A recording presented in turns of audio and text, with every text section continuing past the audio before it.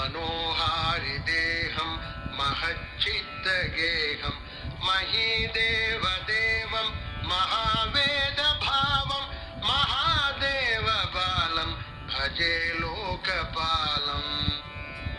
यदा सन्निधानं गदामानवामि भवाम्भोधिपारं गतास्ते तदैव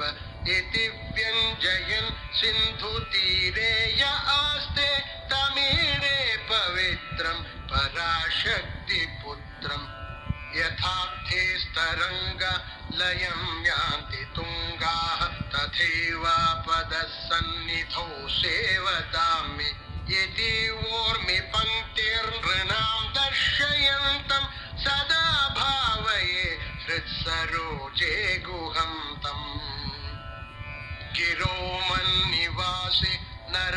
नरायेधिरूढाः तदा पर्वते राजते तेऽधिरूढाः इतीव ब्रुवन् गन्धशैलाधिरूढ